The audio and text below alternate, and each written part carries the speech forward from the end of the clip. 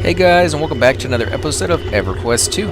And we just helped out this little young dark elf here with her fishing problem. Apparently the alligators, the razor maws, were killing all the fish, eating all her bait, and not letting her get anything to eat. So we went ahead and killed, I think, 8 of them.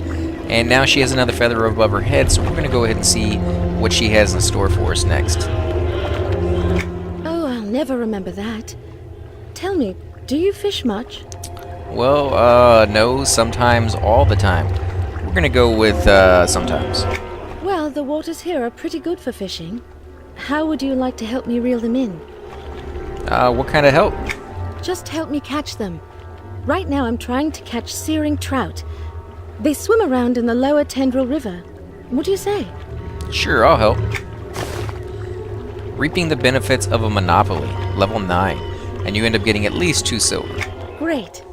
Just bring them back to me when you've caught them. Alright. Yeah, need for greed is fine.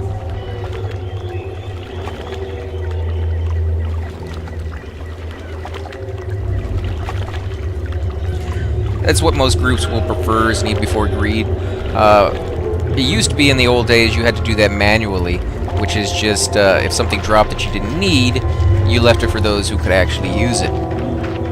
But now they actually integrated it into the game itself, so when something drops, you can actually have a little thing pop up and you can say, oh, I'll take need on that one, or I'll take greed on that one, and that will allow everybody to pick their own skill without having to talk it out. So you can say, oh, I don't need that, so I'll just hit greed, and everybody else can either hit greed if that's all they want, or you can all hit need if that's what you want. And the people who hit need will random with each other automatically for that item, where all the people who hit greed won't even be put in the random.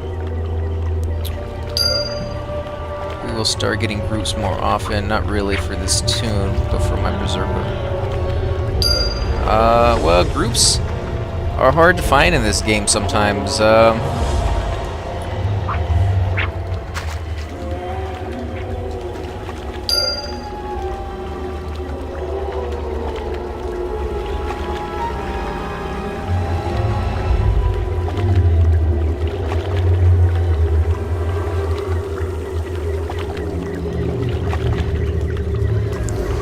Yeah, you usually will find a lot more groups in dungeons and things of that sort than you will running around doing quest. But you still can find quite a few doing quest as well. You just have to literally, go out looking for them. They're not going to come to you, basically. And if you're sitting there in a zone and you see a lot of people doing the same quest or talking to the same NPCs, things of that sort, just send them a tell and say, hey, are you working on this quest? You want an extra friend to group with, and before long, you'll be surprised. You'll have, 4, 5, 6 people working with you to do some of this quest, and you're just blowing right through them. Because it's always easier. This was one of the few ones where you wouldn't want a lot of people, because you're all competing for the same, fishing hole, basically. And it doesn't count for everybody else. Everybody has to get an extra 8 trout for themselves, but for the most part, if it tells you to kill 8 razor maws, and anybody in your group kills one, it counts for you as well. There's just a handful of quests here and there in every zone that will require you to basically do it yourself. And I've shown you guys a few of those, such as the ones where they want you to loot, weapons off of the ground, sometimes things of that sort. But it's usually not that... Oh, what is this? Oh, he's just a lot bigger than I thought he would be. Thought maybe he was named. But usually in those situations, just having other people... Okay, I guess he wants to attack me. Guess you're gonna die, punk. Die! Gonna make a new pair of boots out of you. There you go. I can't see the target, I wonder why. It's too far away. There we go. But yeah, come on, just one in that one? At least I got a trout out of it. And you can be in the water to fish this stuff out, so if it's too far off the shore... The only reason I was staying out of the water is mainly because when you're in the water, you have a higher chance of getting attacked.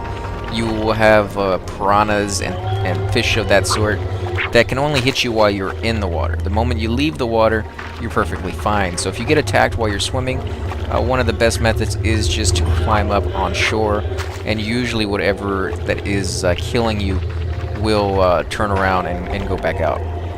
That's not always the case though, because as like alligators and things of that sort, they can come up on shore, so they will follow you up. So keep that in mind when you're deciding whether you should run or whether you should fight. Let's see, did any of these things respawn? They should respawn rather quickly. And it says you should get them all over here, but that's not the case. You can get them anywhere that the fish are available in these waters. And of course you can get unlucky and you can just get a whole bunch of frog legs and things of that sort at this level. So this one may take you longer than some other people, but keep in mind you are working on your skill. You see I've got it up to 20 out of 50. And you do want to get your skill up to a certain level, because these zones that you're hunting in, they have a limit to how much you need to actually harvest there. So these low-level zones, they don't have a limit. It's level 0 on your skill, you can harvest it. The next tier zone, this is a tier 1, next tier zone would be tier 2. You need a certain skill level, I think it's like 25, to be able to harvest in those zones. And if you don't have that skill level, when you walk up to an item like this and try to click on it, nothing will happen. It will say you don't have the skill to harvest. And so you have to go back to a low-level zone that you're no longer getting experience in, and basically spend some time, you know, just harvesting to get your skill level up. And this guy should follow me out, yeah.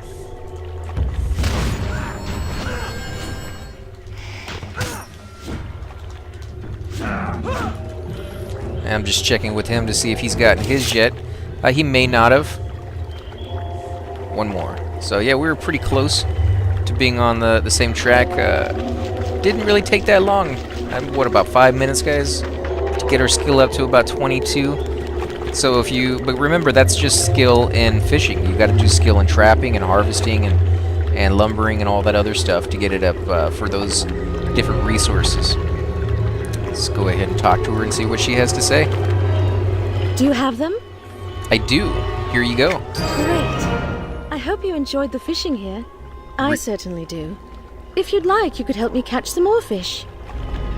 So, reaping the benefits of a monopoly, level 9, 4 silver, 53 copper. We're going to go ahead and accept. I love the fact that they have voice acting for this NPC. I wish they would do that for more of them, though I know it's really costly as well. So, again, guys, if you like these episodes, please hit the like button, subscribe. It definitely helps grow my channel. I greatly appreciate it. I also want to thank you guys for watching. If you have any questions, you get stuck on a quest, or you just want to see different zones, feel free to put that down in the comments below, and I'll make sure to get to them as soon as possible.